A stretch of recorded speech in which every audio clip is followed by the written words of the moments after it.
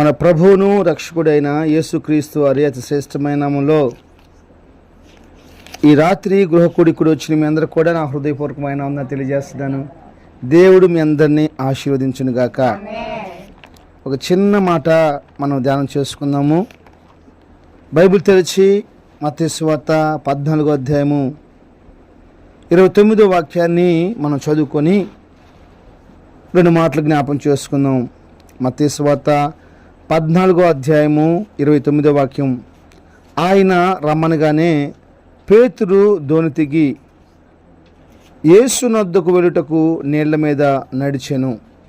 అందరూ నోటితో చెప్దామా? యేసు నొద్దకు వెళ్ళుటకు నీళ్ల మీద నడిచెను.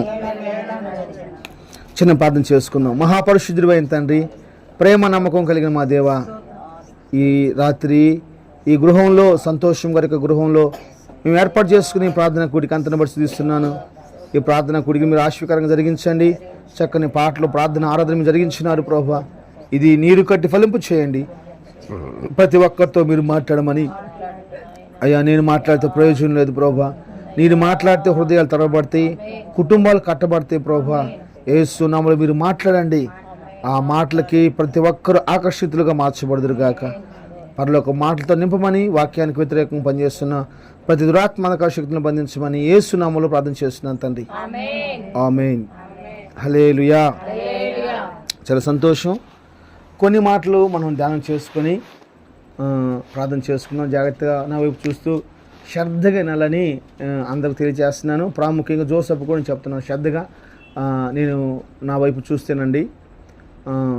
ఈ మాట నేను బైబిల్ చదువుతున్నప్పుడు చాలా ఆకర్షించింది. ఏంటి అంటే, యేసు నొద్దకు వెళ్ళుటకు పేతురు నీళ్ళ మీద నడిచాడంట. ఈరోజు నిజంగా చూడండి, ఆ రోజు పేతురు యేసు దగ్గరికి పోవటానికి నీళ్ళ మీద నడవటానికి త్యాగం చేశాడు. యేసు ప్రభు దగ్గరికి వెళ్ళటానికి నీళ్ళ మీద నడిచేంత నిజంగా ఎంత ప్రేమిస్తే అంత సాహసం చేయగలం. ఈరోజు మనం యేసు ప్రభు దగ్గరికి వెళ్తే నేల మీద నడవలేకపోతున్నాం. చాలామంది మాకు బైకులు లేవని చెప్పేవాళ్ళు, బళ్ళు లేవని చెప్పేవాళ్ళు, సదుపాయం లేదు వెళ్ళటానికి చెప్పేవాళ్ళు చాలామంది ఉండిపోయారు. గుర్తుపెట్టుకోండి, నేను చెప్తున్నాను, మనం దేవుని కోసం ఎంత ప్రయాసపడగలిగితే అంత ఆశీర్వాదం ప్రభు మనకి ఇస్తాడు. హల్లెలూయా. మనం దేవుడి కాడికి కట్టడానికి ఎంత ప్రయాసపడుతున్నాం అది మనం చాలా ప్రాముఖ్యం. ఇప్పుడు నేను అన్నతో మాట్లాడుతూ ఉన్నాను, అందుకే చాలా లేట్ అయిపోయింది. ఈ దగ్గర 4 సంవత్సరాల మించేసి ఇల్లు కన్స్ట్రక్షన్ జరుగుతూ ఉంది. అది దేవుని కోపమట్టు అయిపోయింది. మరి రేపొద్దున గ్రాండ్గా సెలబ్రేషన్ చేసుకుంటున్నారు. ఆల్రెడీ ఆయనకి 2-3 ఇళ్ళు ఉన్నాయి, పెద్ద పెద్ద ఇళ్ళు. హల్లెలూయా. ఆయన సాక్ష్యం అందరికి తెలుసు. ఆయన అన్ని జనులు విగ్రహారాధికులు. యేసు ప్రభువు నమ్ముకొని యేసు ప్రభుని దేవుడని వాళ్ళు నమ్మినందుకు వాళ్ళ కుటుంబీకుల్లో చాలామంది వాళ్ళ రక్త సంబంధాలు ఆయన వాళ్ళని వెలివేసేసారు. వాళ్ళ దగ్గర తీసుకోలేదు. ఏం చేయాలి అర్థం కాక వేరే దగ్గర పనికి పోవడానికి పని ఇవ్వక వాళ్ళ దగ్గర ఉన్న ఏదో స్థలం బిలో ఇల్లు అమ్ముకుంటే వచ్చిన 30,000 ప్రారంభించారు వ్యాపారాన్ని. ఈరోజు రేపొద్దున ఆ గృహప్రవేశం చేసుకోబోతున్న ఇల్లు, దానికి స్థలం కాకుండా ఆయన ఖర్చే ఆల్మోస్ట్ ₹1,00,00,000 దాటిపోయిందంట. నాకు తెలిసి 2-3 వేల కోట్ల రూపాయలు మెటీరియల్ ఆయన కాదు, పని సంబంధించిన మెటీరియల్ ఉన్నాయి. మొన్నే ఒక 50-60 లక్షలు పెట్టి అపార్ట్మెంట్ కొన్నాడు, 12 లక్షలు పెట్టి కారు కొన్నాడు. ఆల్రెడీ సొంత ఇల్లు 200-300 సొంత ఇల్లు ఉంది. చూడండి, ఒక వ్యక్తి దేవుని కోసం, నాకు అలాగా ఆశ్చర్యం అనిపిస్తూ ఉంది. ఒక వ్యక్తి దేవుని కోసం ప్రయాసపడుతున్నప్పుడు దేవుడు ఎంత కనపరుస్తూ ఉంటాడు. ఎక్కడో ఉన్న వాళ్ళు అనవసరం, మన కళ్ళ ముందున్న వాళ్ళు ఎంతమంది ప్రయోజకుగా మార్చబడ్డారండి. నేను పిలిచేవాళ్ళు సగం మంది, ఆయన పిలిస్తే వచ్చేవాళ్ళు 100 మంది సేవకులు ఉన్నారు. ఎంతమంది సేవకులు అంటే ఆయనకి ఇష్టమో, ఆయన అంటే ఎంతమంది సేవకులకు ఇష్టమో. నేను చెప్తున్న మాట ఏంటంటే, మనం ఎంత ప్రయాసపడుతున్నాం దేవుని కోసం, ఎందుకని మనం దేవుని కోసం ప్రయాసపడలేకపోతున్నాం ఫస్ట్ మనం ఆలోచించాలి. పేతురు అంటాడు, పేతురు గురించి బైబిల్ చెప్పేది ఏంటంటే, యేసు నొద్దకు వెళ్ళటానికి నీళ్ళ మీద నడిచాడంటమా. ఏది? సముద్రంలో భయంకరమైన పరిస్థితులు, అలలు ముంచేస్తూ ఉన్నాయి. ఎంత నమ్మకం కుదరాలి, ఎంత భక్తి జీవితం కావాలి, ఎన్ని ప్లాన్లో మనకి ప్రార్థన మానుకోవటానికి, ప్రార్థనకు రావాలంటే ఎన్ని ఆటంకాలు, దేవుని దగ్గరికి రావడానికి ఎంత కష్టం మనకి. నేను చెప్తున్నాను, జోసెఫ్ని ఎందుకు చెప్పాను స్పెషల్గా, నేను చెప్తాను, దేవుడు నాకంటే ఇక్కడున్న వాళ్ళందరికంటే కూడా యవనస్తులైన మీ పైన ప్రభు ఒక ప్రత్యేకమైన గురి కలుగున్నాడు. ఎప్పుడైతే మీరు ఆ ప్రభు కాడకు వచ్చి ఆయన పాదాలు పట్టుకుంటారో, ఎన్ని పరిస్థితుల్లో ఆటంకాలు ఎదురైనా సరే ఆయన కాడకు రావడానికి మీరు ఇష్టపడతారో, దేవుడు ప్రపంచంలో మిమ్మల్ని గనులుగా మార్చేస్తాడు. హల్లెలూయా. ఈ రాత్రి ప్రభు ప్రత్యేకంగా నేను అనుకుంటాను ఈ కూడికిని జోసెఫ్ కోసం ఏర్పాటు చేసాడు అనుకుంటాను. జోసెఫ్ నాకు తెలుసున్నానా? నేను చెప్పే విషయం ఏంటంటే, నేను 20 సంవత్సరాలప్పుడు నీకంటే చిన్న వయసులో రక్షించబడ్డప్పుడు నేను చర్చికి వెళ్తా ఉన్నాను. వాళ్ళు పాటలు పాడుతూ ఉన్నారు, ఒక ఆరాధన పాట పాడుతున్నారు.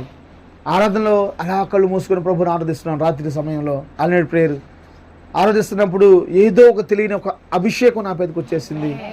ఆ రోజు నుంచి ప్రభుని విడిచిపెడతానికి ఇష్టపడలేదు.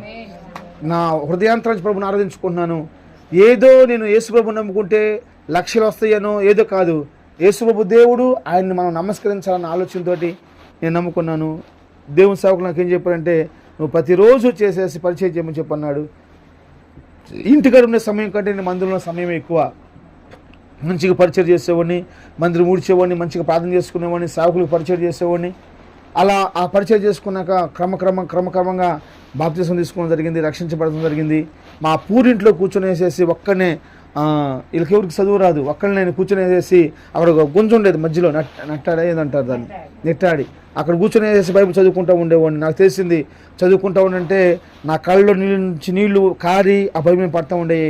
అంత అద్భుతంగా ఉండేది, అంత రుచిగా ఉండేది బైబిల్ చదవటం అనేది. అలా చదువుతూ ఉండేవాడిని, ఏడుస్తూ ఉండేవాడిని. నిజంగా నాకు తర్వాత అనిపించింది, కూటికి లేని నా కుటుంబాన్ని ఈరోజు ప్రభు ఎంత ఘనంగా మార్చడానికి అసలు నేను పాత్రుడే కాదు, నా యేసయ్య కృప విశేషమైన కృప చూపించింది. నేను అనుకుంటాను ఇప్పుడు ఏంటో తెలుసా, ఒకవేళ కనుక నేను గనక యేసు ప్రభు దగ్గరికి రాలేకపోతే కిరణ్ కుమార్కి మంచి జీవితం దొరికేది కాదు. నేను కంగడపాలెం కళ్ళు ఉన్నాయని కాదు, నన్ను బట్టి ఇంద్రమ్మ కూతుర్ని మా బామ్మ చేసుకున్నాడు కాదు. ఎంత ప్రణాళిక చూడు, ఎంత ఇదే చూడు. ఏమి కళ్ళగుడు ఒక ఇంట్లో ఒక ఇంటి ఎదురు ఉంటూ ఒక ఇంటికి మేము కోళ్ళగా అల్లుడికి వెళ్తామని చెప్పేసి అని నువ్వు ఊహించుకోవాలా? ఒక ఇంట్లోకి వెళ్తామని ఇప్పుడని అనుకున్నావా? రాంబాబు దేవుని దగ్గరికి పోవడం బట్టేసి ఆయన ప్లాన్స్ ఆయన ప్లాన్లు. అందుకని జోసెఫ్ దేవుని దగ్గరికి రాగలిగితే, రాంబాబు దేవుని దగ్గర రాగలిగితే ప్రపంచం మనల్ని బట్టి దీవించబడిపోతుంది. ఒకళ్ళు దేవుని దగ్గరికి పోతే ఎంత దీవెనకరంగా మార్చబడిపోయిద్దో అని అంటాడు. పేతురు దేవుని దగ్గరికి రావడానికి నీళ్ళ మీద వచ్చాడంట. నాకు చాలా ఆకర్షించింది అన్నమాట.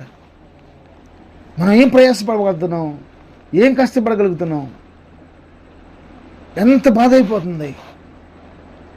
ఈ భూలోకంలో మనం ప్రభువు కాడకు పోవడానికి ప్రయాసపడగలిగితే ఫ్రీగా పరలోక రాజ్యం వెళ్తాం. ఈ భూలోకం ఇరుకు మార్గము, పరలోకం విశాలమైన మార్గము.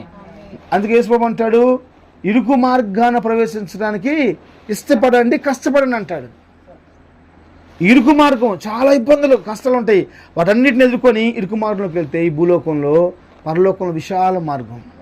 ఎక్కడ చూసిన సంతోషం, ఎక్కడ చూసిన సమాధానం, ఎక్కడ చూసిన ఆనందము, ఎటు చూసినా బాగుంటుంది అంతే. హల్లెలూయా. ఎంత గొప్ప దేవుడు మనం కలుగున్నామా, సృష్టికర్త అయిన దేవుని కలుగున్నామా, బ్రతుకులు మార్చే దేవుని మనం కలుగున్నామా, ఏదైనా అసాధ్యమన్నది లేని దేవుడు మనం కలుగున్నామా. దేవుడు అనే పదమే మనకు బలం. హల్లెలూయా. దేవుడు, ఈ దేవుడు నా దేవుడు అంటమే గొప్ప భాగ్యం. నేను చెప్తున్నాను, ఈ రాత్రికాల సమయంలో ఈ గృహ కోడికలో మనము యేసు యొద్దకి పోవటానికి ఏం ప్రయాసపడగలుగుతున్నాం? మనకి అనుకూలమైన సమయంలోనే ప్రార్థన. నిన్న ఏమేమో అంటుంది, అమ్మ ఉపవాస ప్రార్థనలోనే ప్రార్థన చేస్తానంటే చేస్తున్నాం కానీ అంది.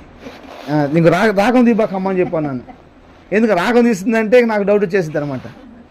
ఉపవాస ప్రార్థన అంటే రాగం తెస్తుంది. ఏంటంటే సరే పడ్డ ఎందుకు చెప్పు అన్న అంటే, ఒక పూట పెట్టకూడదా అంది. ఎవరిదన్నా పెట్టుకోకూడదని. మనకి ఇష్టమైనప్పుడు పెట్టుకుంటే భక్తి ఎట్టయిద్ది? మనకి ఇష్టమున్నా లేకున్నా దేవుని సమయంలో మనం ఫాలో అయితే అది భక్తి అయింది. ఇది నీకు వచ్చిన ఆలోచన కాదే అన్న. కాదులే, ఒక డౌట్తో అడుగుతున్నా అని చెప్పేసి అన్నది. నీ డౌట్లు పక్కన పెట్టుకోమ్మా. నాకు ఇష్టమే ఇంట్లో పడుకుంటాం, ఏసీ చేసుకొని కమ్మగా ఉంటుంది, చాలా బాగుంటుంది. కానీ దేవుని కోసం ఈ భూలోకంలో ఏం చేయగలం మనం? ఈ సంవత్సరం అంతా ప్రభు ఎంత విశేషమైన ఆరోగ్యం ఇచ్చాడు. ఎప్పుడు చచ్చిపోవాల్సిన వాళ్ళం కదా మనం. ఏం చెల్లించగలం? మనకి ఎప్పుడు మనం చచ్చిందాకా మన పనులు ఉంటూనే ఉంటాయి. మనం చచ్చిందాక ఉపవాస ప్రార్థన మనం చేయలేం. మనం చచ్చిందాక ఏదో ఒక బాధ్యత మన పైన వస్తూనే ఉంటుంది. కానీ ఆ ప్రార్థనలు, ఆ ఆరాధనలు, ఆ మోకాళ్ళు, ఆ కడుపు కాల్చుకుంటాం, ఆ కన్నీళ్ళు, ఆ వేదన మనం ఎప్పుడంటప్పుడు చేయలేం. ప్రజలా మన జీవిత కాలంలో కొంత భాగమైనా సరే శేషమైన జీవితం అది శ్రేష్టకరంగా మార్చుకొని ప్రభుకి అర్పిస్తే ఎంత బాగుంటుందో. హల్లెలూయా. దేవుడు మనకి అలాంటి ఒక విశేషమైన కృపను అనుగ్రహించును గాక. పేతురు యేసు ప్రభు కాడికి వెళ్తానికి నీళ్ల మీద నడిచేయడని మాట్లాడుతున్నాడు. పేతురు నీళ్ళ మీద నడిచాడంట. యేసు ప్రభు కాడికి వెళ్ళిపోయాడు. ఏం జరిగింది తెలుసుమా? యేసు ప్రభు అతను కాపాడాడు. అతను మునిగిపోతున్న వాడిని కాపాడాడు. అతను లేవనెత్తాడు. అతను బండ మీద స్థిరపరిచాడు. పరలోకపు తలను అప్పగించేసాడు. 12 సింహాసనాల్లో ఒక సింహాసనం ఆయన కోసం దాచబడి ఉంది. 20-4 ప్రకటన గ్రంథం రాసి ఉంటుంది. 20-4 అనేకమైన సింహాసనాలు ఉన్నాయని చెప్పేసి చదువుతాం మనం. చదవండి ప్రకటన గ్రంథం 20-4 చదువు.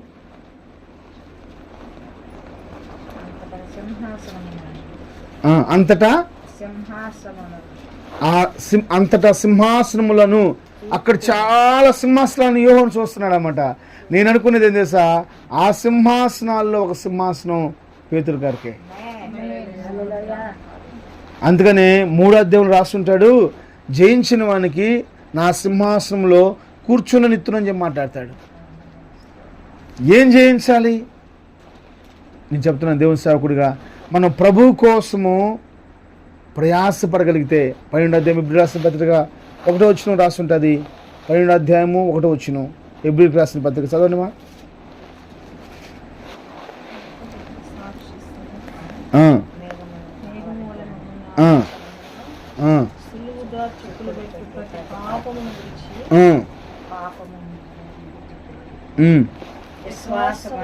విశ్వాసమును కత్తయు దానిని కొనసాగించు యేసు వైపు చూస్తూ మన ఎదుట ఉంచబడిన పరుగు పందెంలో ఓపికతో పరుగుద్దాం అంట. చాలా కష్టం. యేసు ప్రభు కాడికి రావడం చాలా కష్టం. ప్రార్థన పోవడం చాలా సింపుల్. ప్రార్థనకు పోవడం సింపుల్, ఎందుకంటే నువ్వు పోతే రేపు పోతున్నావు, వాళ్ళు రారు కదా. అర్థమైందమ్మా? ప్రార్థనకు పోతున్నావు, కానీ యేసు ప్రభు కాడికి పోవడం కష్టం. పరలోకం కోసం పోవడం చాలా కష్టం. మన ప్రయాస అదే. యేసు నామంలో విశ్వాసంతో ఓపికతో ప్రభు దగ్గరికి పరిగెత్తుదుముగాక. యేసు వైపు చూస్తూ పరిగెత్తుదుముగాక. హల్లెలూయా. ఎంత దూరమైనా, అది ఎంత భారమైనా, ఎంత దూరమైనా,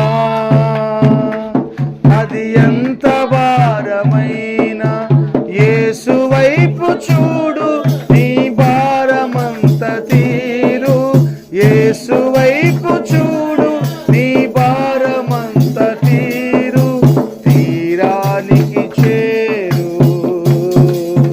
తీరానికి చేరు. ఎంత దూరమైనా, అది ఎంత భారమైనా, ఎంత దూరమైనా. హల్లెలూయా. నాకు తెలిసిన దైవజనుడు ఒక ఆయన ఉన్నాడు. ఆయన అగస్టిన్ జబకుమార్. నాకు చాలా ఇష్టం దైవజనులు. మంచి సేవ చేస్తున్నాడు. ఇప్పటికి ఆల్మోస్ట్ 73 సంవత్సరాలు ఏమో ఉన్నాయి ఆయనకి. ఈ రోజు కూడా నాకంటే హుషారుగా తిరుగుతాడు, నాకంటే ఇంకా స్పీడ్గా మాట్లాడతాడు, నాకంటే ఇంకా బలంగా పాటలు పాడతాడు. స్టేజ్ ఎక్కితే చిన్నపిల్లడు ముసలోడు కూడా అర్థం కాదు, అలా వాడుకుంటున్న దైవజనుడు. ఆయన ఒకరోజు అడవులోకి వెళ్ళి స్వాత పాడించాడండి. స్తోత్రం. అడుగులో వెళ్ళగానే అడవుల్లో కనీసం ఎవరు రానివ్వట్లేదు, ఒక చుక్క మంచులు కూడా ఇవ్వట్లేదు. ఒక గ్రామానికి వెళ్ళిపోతే ఆ గ్రామంలో స్వాత పడిస్తుంటే కనీసం ఎవరు వాళ్ళని చేర్చుకోకుండా తలుపులు వేసేసారు. కనీసం మంచులు కూడా ఇవ్వట్లేదు. పక్కన అడిగాడు, అయ్యా మాకు మంచులు వేస్తున్నాయి, ఏం చేయాలంటే, అయ్యా ఎక్కడ మంచులు దొరకవు, దగ్గర 6 కిలోమీటర్లు మీరు నడుచుకొని పోవాలి.